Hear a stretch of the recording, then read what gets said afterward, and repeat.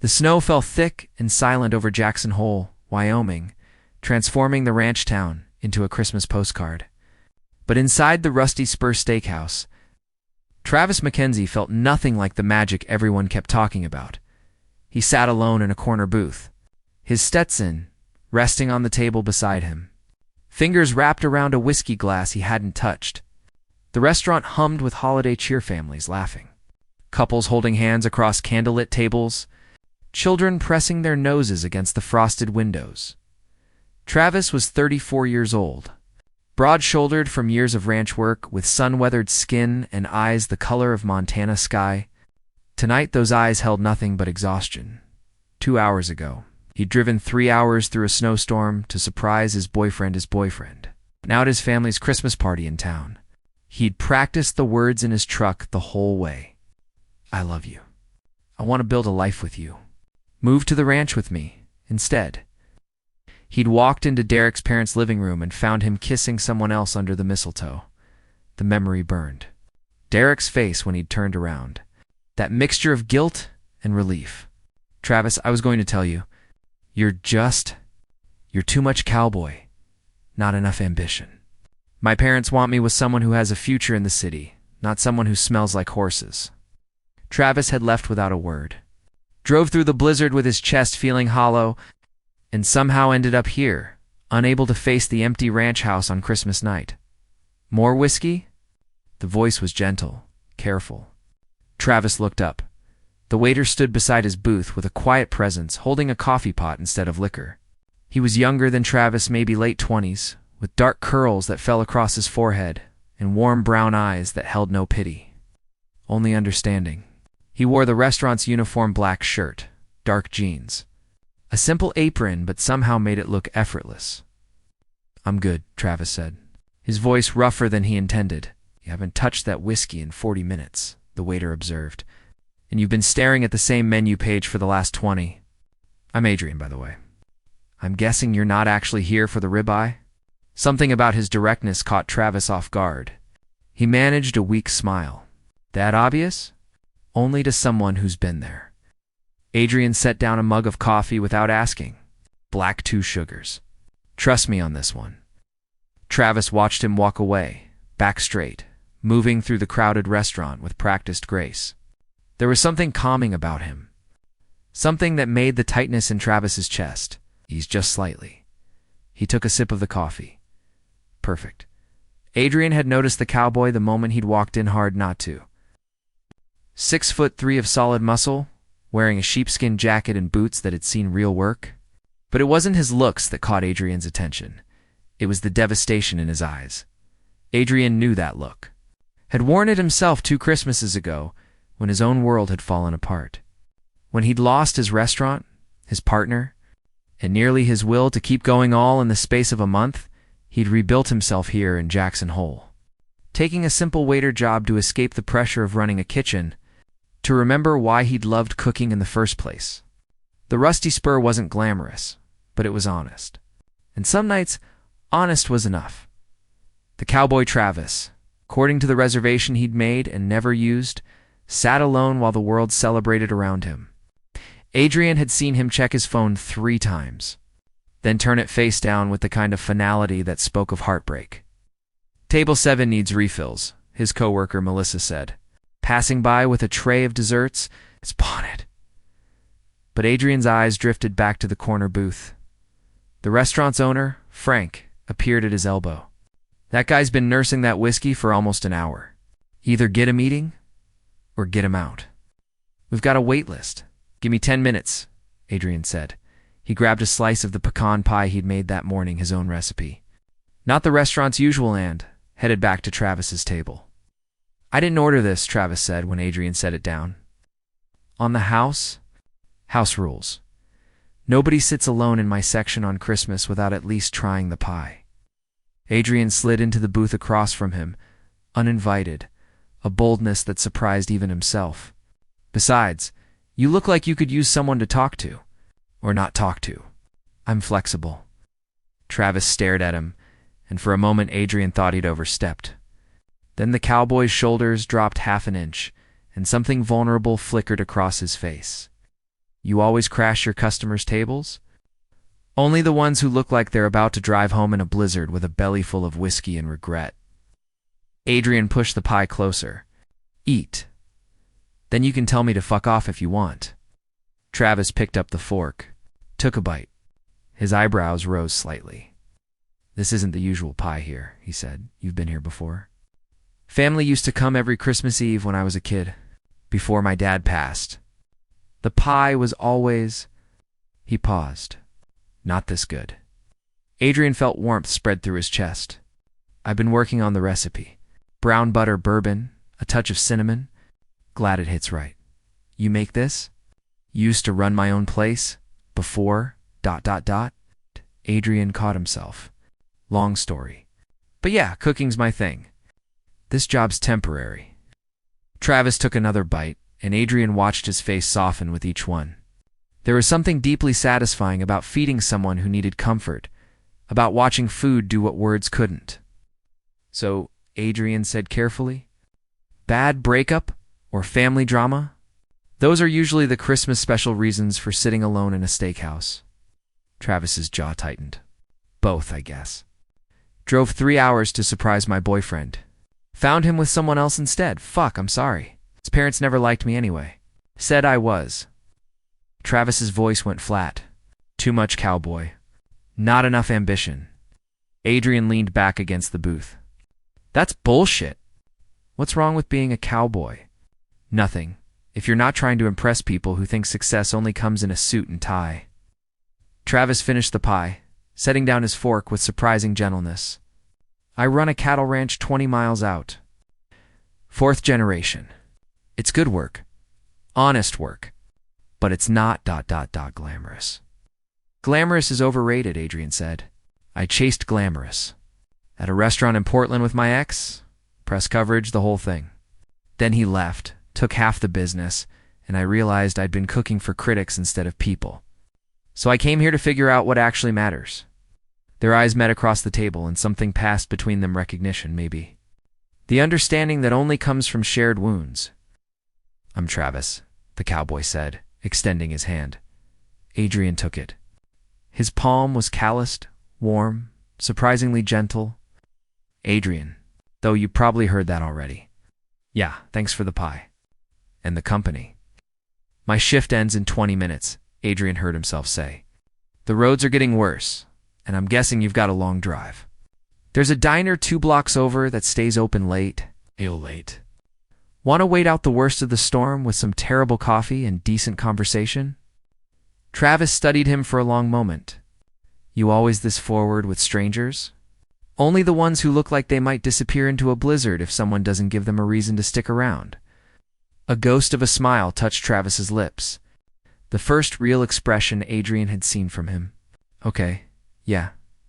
I could use the company. The Midnight Owl Diner was everything a late-night refuge should be worn vinyl booths, a jukebox playing Patsy Cline, and a waitress named Dorothy, who called everyone honey and didn't judge the odd pairing of a cowboy and a waiter sliding into a back.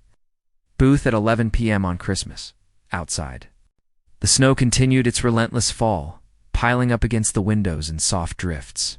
Inside, warmth and the smell of coffee wrapped around them like a blanket. So tell me about this ranch, Adrian said, wrapping his hands around a mug of cocoa. 4th generation. That's serious roots. Travis's face changed when he talked about the land lit up in a way that made him look younger, less burdened. 300 acres in the valley. Cattle, mostly. Some horses. My great-grandfather bought it in 1947 with money he'd saved from the war. Built the main house with his own hands? You live there alone? Yeah, since my mom passed 5 years ago. Dad went 10 years before that. Travis stared into his coffee. Derek used to visit sometimes, but he hated it. Said it was too quiet, too isolated. Kept pushing me to sell, move to Bozeman or Billings. Get a real job. Running a ranch isn't a real job. Adrian's voice carried an edge. That's ignorant as hell. He grew up in Seattle. His idea of hard work is a 60-hour week at a tech startup.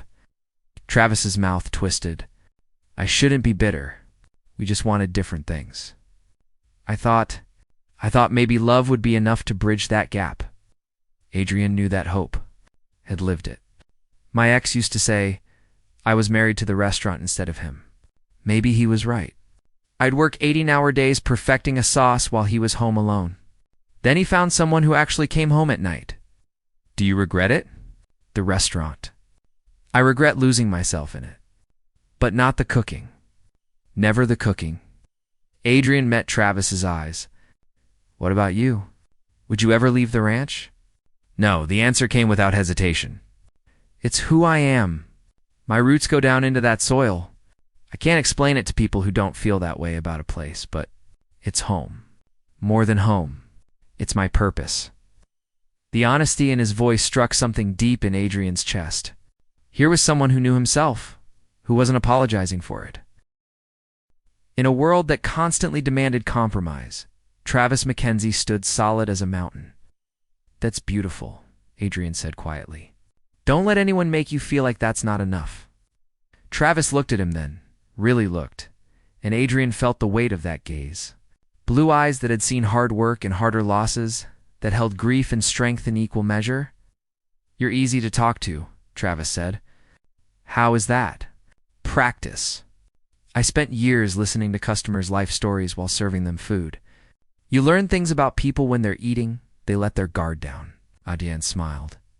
Plus, I've been where you are. Maybe not the cowboy getting dumped part, but the alone on Christmas, wondering what the hell comes next part. I get it. What'd come next? For you, this simple work. Figuring out who I am without all the noise. Making pie for people who need it. Adrian traced the rim of his mug. I'm 28, starting over in a town where I don't know anyone. Working a job that's technically beneath my qualifications. And you know what? I'm happier than I've been in years, 'cause you're doing what matters. Because I'm being honest with myself. No more trying to be what someone else needs me to be. Travis nodded slowly, like something was settling into place inside him. I think I've been doing that too. Trying to fit into Derek's world instead of asking him to understand mine. It's not your job to shrink yourself for someone else's comfort. No, it's not. Travis's voice grew firmer. I'm done with that. I talked until 2 in the morning until Dorothy had refilled their mugs 4 times and the snow had finally stopped. They talked about everything family, dreams, failures, the small moments that had shaped them. Adrian learned that Travis read poetry, that his favorite thing was watching sunrise over the mountains with a cup of coffee, that he'd once cried at a rodeo when a cowboy had thanked his husband in his victory speech. Travis learned that Adrian spoke 3 languages, that he'd trained in Paris for a year, that he volunteered at a soup kitchen every Tuesday because his grandmother had taught him that cooking was an act of love, and love should be shared by the time they stepped out into the silent. Snow-covered street, something had shifted. The air between them hummed with possibility. I should let you get home, Travis said, though he made no move to leave. Where are you parked? Other side of town? Near the steakhouse? That's a 20-minute walk in this. Adrian pulled his coat tighter. My apartment's 3 blocks away. You could crash on my couch, head out in the morning when the roads are clearer. Travis hesitated. I don't want to impose. You're not. I'm offering. Adrian's breath misted in the cold air. Besides, I make a mean breakfast. Consider it thanks for being good company on what could have been a really lonely Christmas. Something warm flickered in Travis's eyes. Okay, yeah. Thank you. They walked through the empty streets, their boots crunching in fresh snow.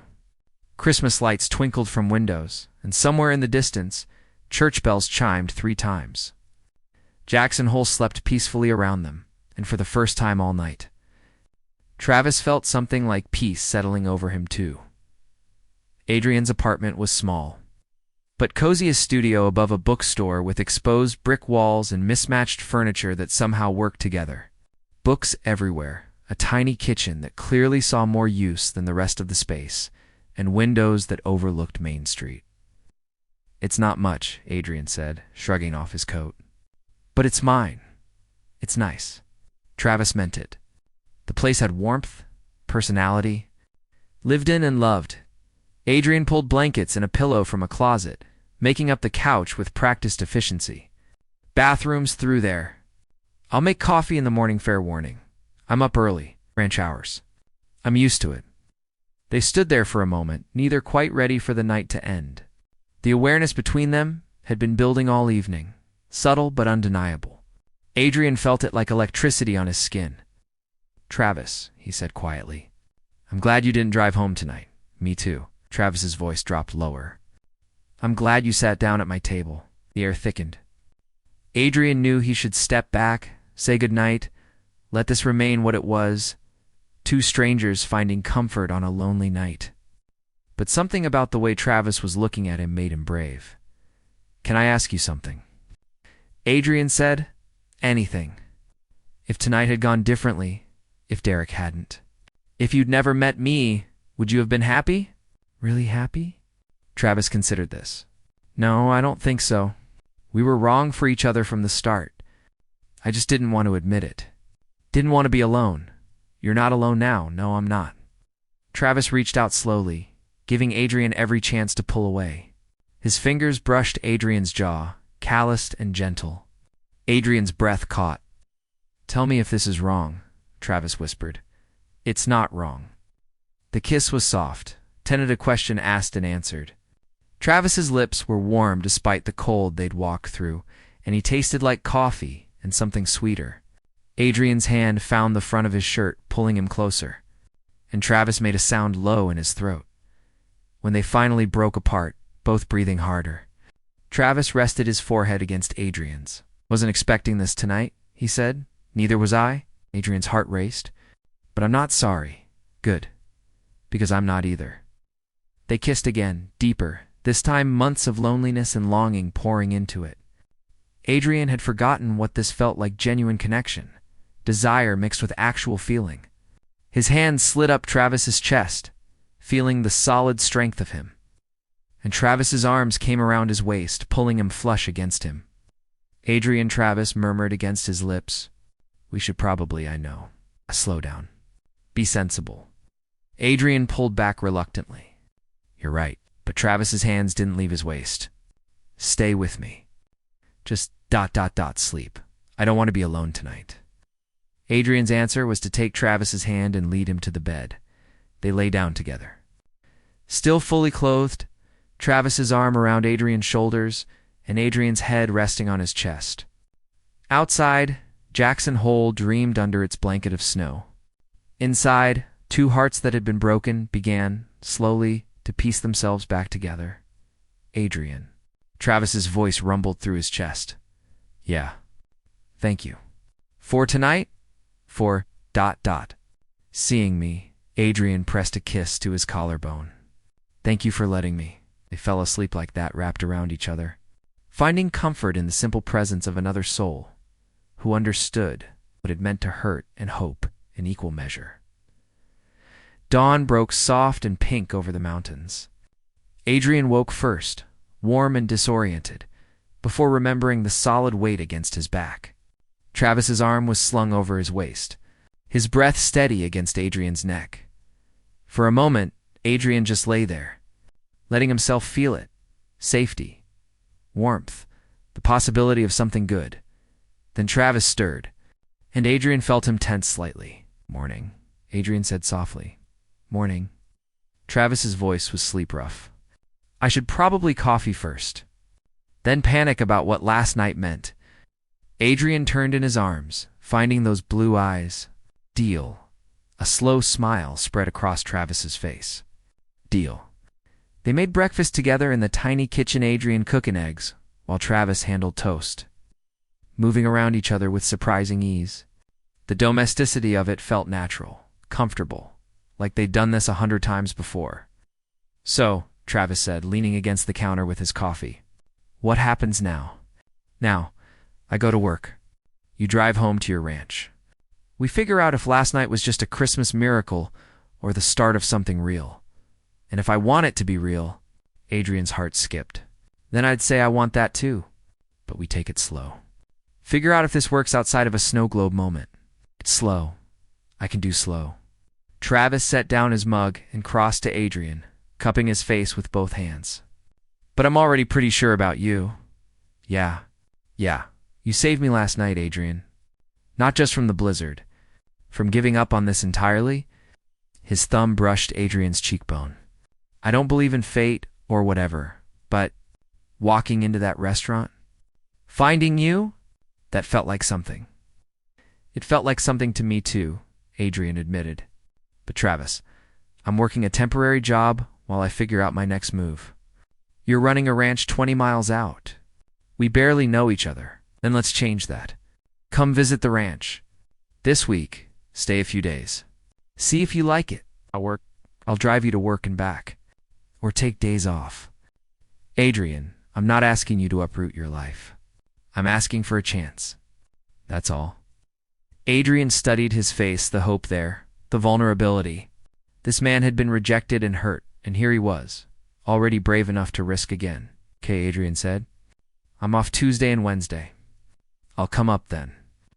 Travis's grin could have lit the whole valley. He kissed Adrian soundly with joy and promise.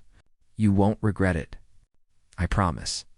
The McKenzie Ranch sat in a valley cupped by mountains. It's 300 acres of snow-covered meadows and timber fences that seemed to stretch into forever.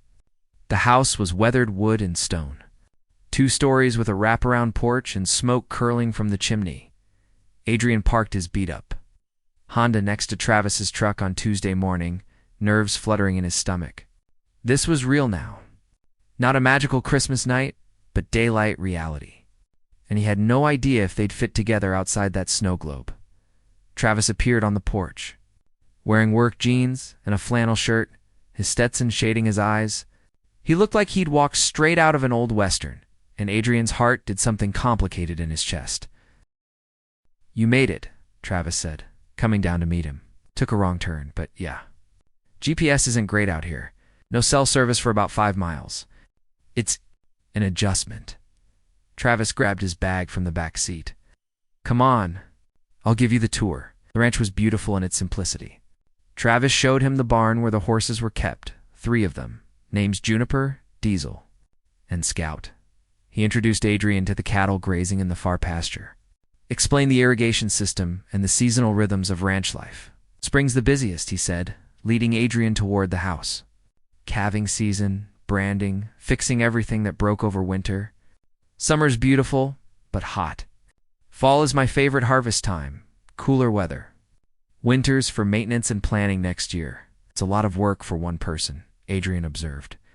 Yeah, I've got 2 part-time hands who help with the heavy stuff, but mostly it's just me. I like it that way, quiet. The house was warm and surprisingly cozy inside.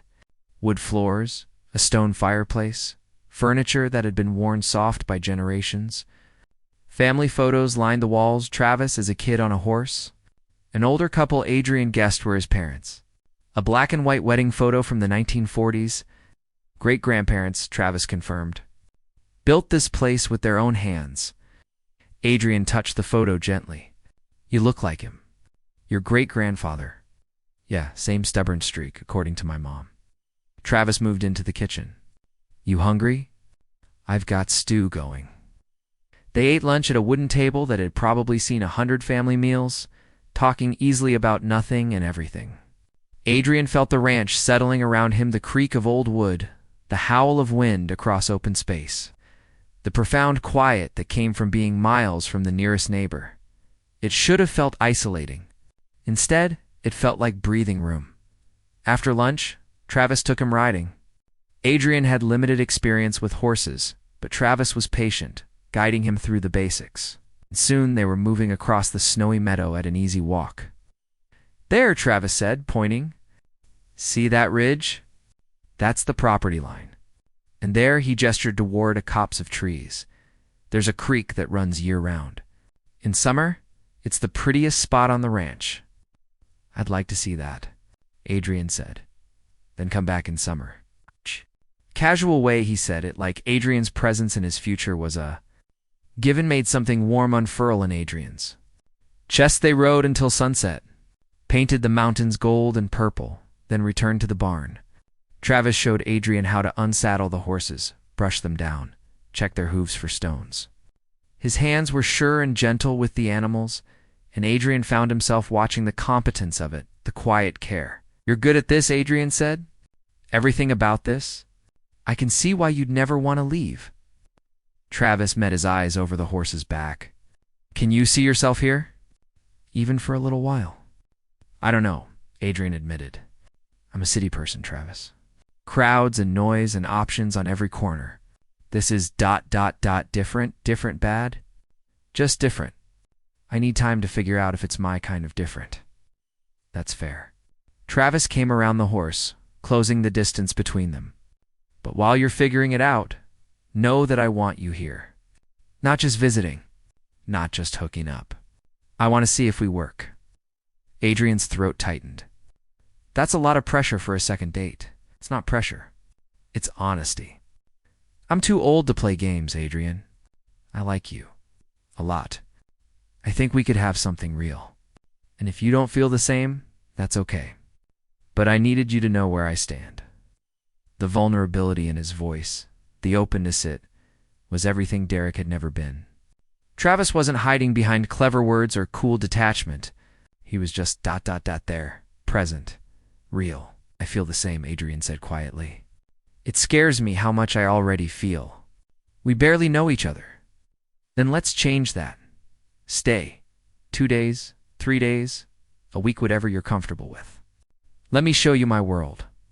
And you can decide if there's space for you in it. Adrian nodded. Okay, I will. Travis smiled, and it transformed his whole face. He pulled Adrian into a kiss, deep and searching, and Adrian melted into it. The barn smelled like hay and horses. The light was fading to blue twilight, and nothing had ever felt more right. They spent the evening cooking dinner together, Adrian taking over Travis's kitchen with the easy confidence of someone who belonged there. Travis watching from the table with a beer and a smile that said he loved every minute of it. Where'd you learn to cook like this? Travis asked as Adrian seared steaks with professional precision.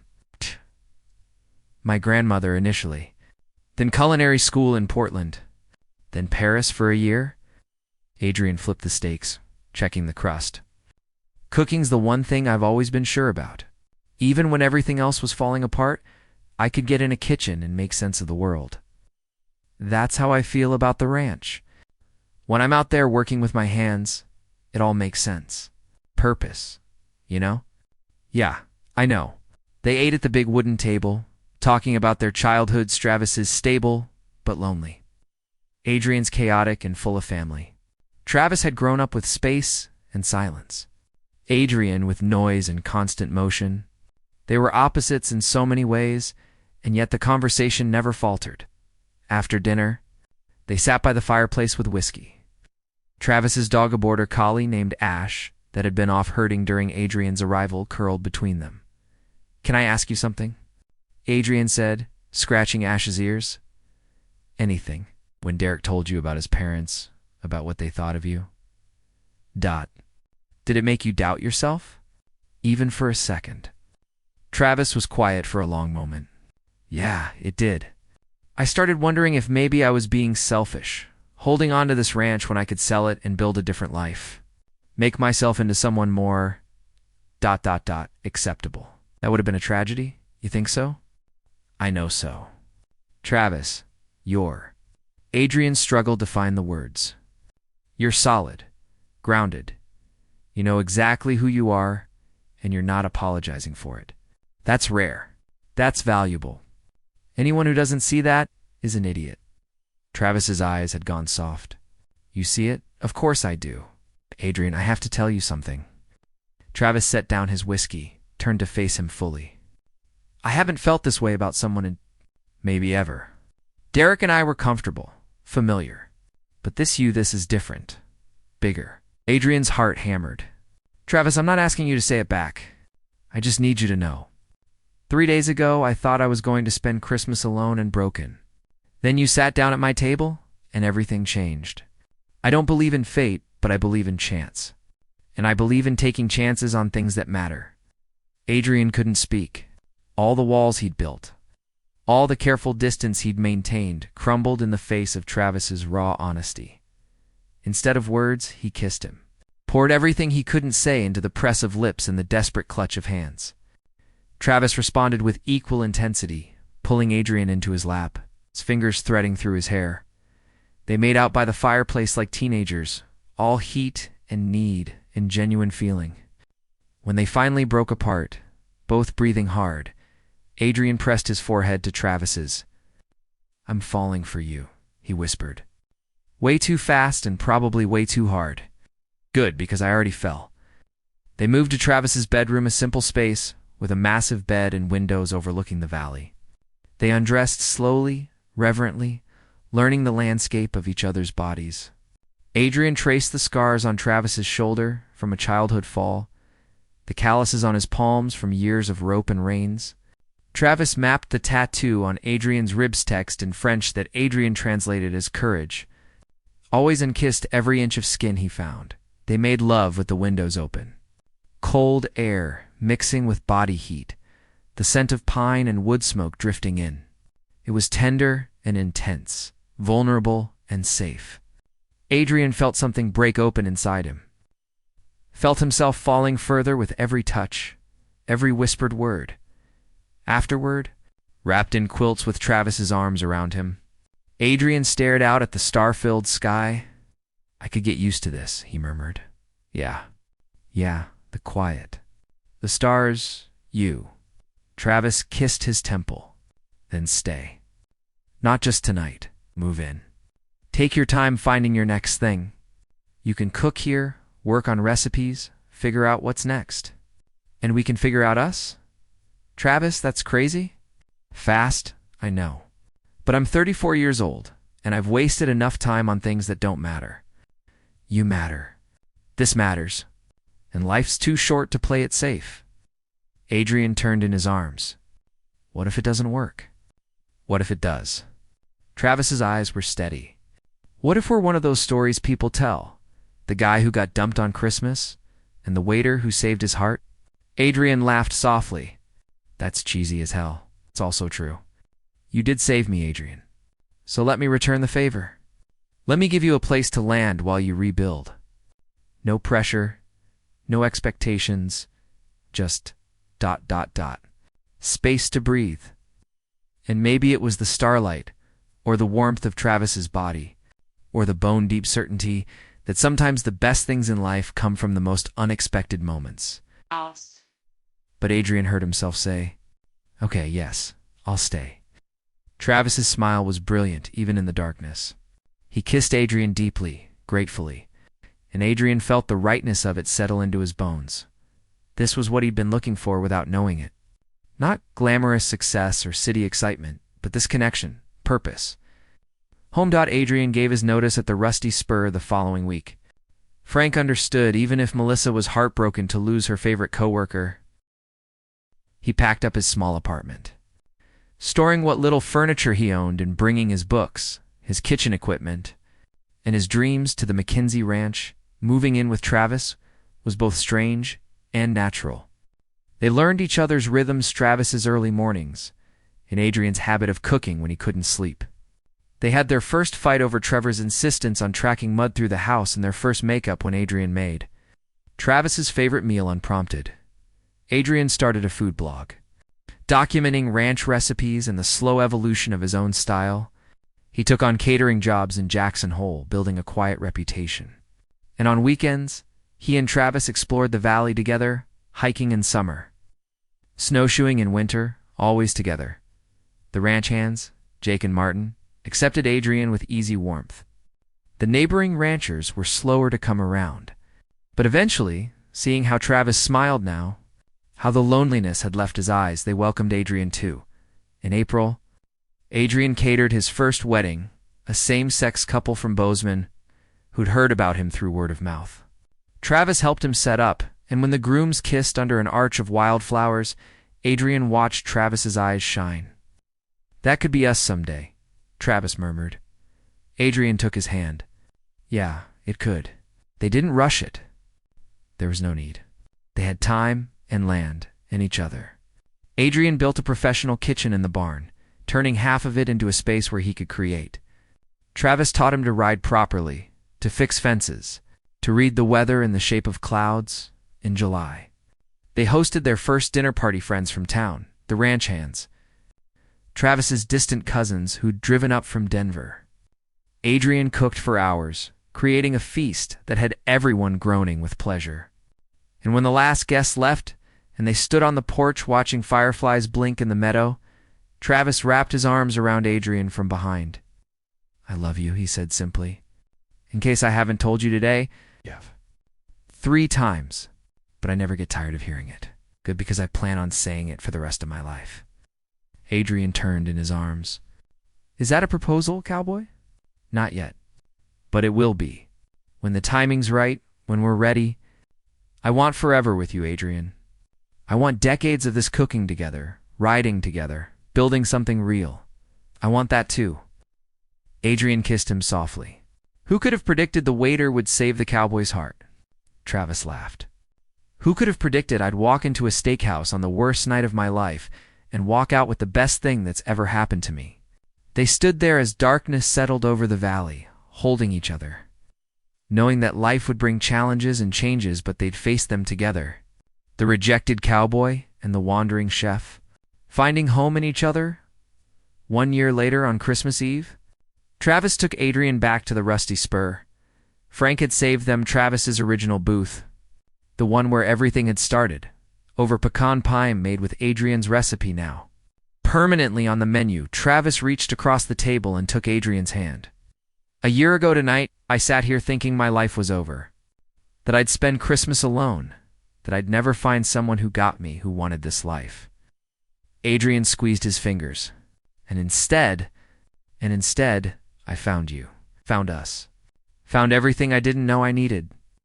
Travis pulled a small box from his pocket.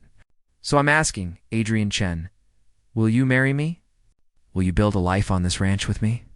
Will you let me spend every Christmas for the rest of my life, making sure you know how loved you are?" Adrian's eyes filled with tears. "Yes, God, yes. 1,000 times yes." The ring was simpler, silver band, with a turquoise stone, the color of Montana sky. It fit perfectly, like everything about them. They kissed across the table while the restaurant erupted in applause. "Frank sent over champagne," Melissa cried, and somewhere in the back, the cook started playing at last on the old jukebox. Later, driving home through gentle snow, with Adrian's hand in his, Travis marveled at how one terrible night had turned into the beginning of everything good. How rejection had led to redemption. How sometimes the worst moments in life were just doors closing so better ones could open. And Adrian, watching the snow fall on the ranch that was now his home, felt the same wonder. He'd lost everything and found something better, not just love, but belonging. Not just a partner, but a purpose. They pulled up to the house where warm lights spilled from every window. Ash barked a greeting from the porch. Inside, the fire was burning. Dinner was waiting, and a whole life stretched ahead of them. "Welcome home," Travis said, kissing Adrian's knuckles. "Welcome home," Adrian echoed, and it was. Home, love, and everything that mattered. All because a waiter had seen a broken cowboy on Christmas night and decided to save him. Or maybe they'd saved each other. Either way, it was the best kind of true gay love story, the kind where two people find each other exactly when they need to, and build something beautiful from the ashes of what came before. The McKinsey Ranch had grown, where there had once been just cattle and horses. There was now also a small wedding venue, a barn Adrian had renovated into an event space, where couples came from all over Wyoming to get married among the mountains. Adrian's catering business, Sage and Pine Catering, had a 6-month wait list. He'd written a cookbook, Ranch Table, recipes from the heart of Wyoming, that had become a regional bestseller. And twice a week, he drove into Jackson Hole to teach cooking classes at the community center. Travis had expanded the cattle operation and started breeding horses. The ranch was thriving, profitable, and more importantly filled with life and laughter. They'd married 2 years ago, in a small ceremony on the ridge overlooking the valley, with 50 close friends and family watching. Adrian's grandmother had flown in from California, crying through the whole thing. Travis's cousins had surprised him by showing up in matching Stetsons. And when they'd said their vows, promising to love each other through hard winters and hot summers, through good years and bad, There wasn't a dry eye in the house. Now, on Christmas Eve, they hosted an annual party. The house overflowed with friends Jake and Martin and their families, neighbors from surrounding ranches, staff from Adrian's catering business, regulars from the Rusty Spur. Even Frank came. Along with Melissa and her new wife, Adrian moved through the crowd, making sure everyone had food and drink, accepting compliments on the meal with gracious smiles. Travis watched him from across the room, still marveling that this brilliant, beautiful man had chosen this life, had chosen him. As if sensing the weight of that gaze, Adrian looked up. Their eyes met across the crowd, and the world narrowed to just them for a moment. Adrian smiled, that private smile that was only for Travis, and mouthed, "I love you." Travis mouthed it back. Later, when the guests had gone and they'd cleaned up, they stood on the porch with ash between them. The valley was quiet under fresh snow, stars blazing overhead. 5 years since that Christmas, Adrian said softly. Feels like a lifetime ago. Feels like yesterday, Travis countered. I can still see you in that booth, refusing to let me sit there drowning in whiskey and self-pity. Best decision I ever made. Second best, Travis corrected. First was saying yes when I asked you to stay. Adrian laughed. Fair point. They stood in comfortable silence, watching their breath mist in the cold air. Somewhere in the distance, an owl called. The mountains stood eternal against the sky. You know what I love most about our story? Adrian said eventually. What's that? That it's ongoing? We didn't get our happy ending. We got our happy beginning. And we get to write the rest together, one day at a time. Travis pulled him close. You're getting poetic in your old age. I learned from a cowboy who reads poetry by firelight. Fair point. They kissed under the stars. Two men who'd found each other in the least likely moment, who'd built a life from hope and hard work and genuine love. Two men who'd learned that sometimes getting rejected on Christmas night is actually the greatest gift you could receive, because it opens the door to something better. Al, Merry Christmas. Adrian, Merry Christmas, Travis. They went inside together, closing the door on the cold and the past, stepping into the warmth of their present and the promise of their future. And if anyone ever asked them how they matanned, people often did. He was a cowboy who'd just been dumped. I was a waiter who refused to let him spend Christmas alone. We talked until dawn, and somewhere in that conversation, we both found what we'd been looking for our whole lives. Each other. The end. Should their story continue? Comment part 2 if you want more. Like if this made your heart race, subscribe for weekly gay romance stories. This heartfelt romance celebrates LGBTQ+ love through Travis and Adrian's journey from heartbreak to healing. Their emotional connection builds naturally through genuine conversation and shared vulnerability, creating the kind of cozy romance that reminds us love can appear in the most unexpected moments, like when a waiter saves a cowboy's Christmas, and two lonely souls find home in each other.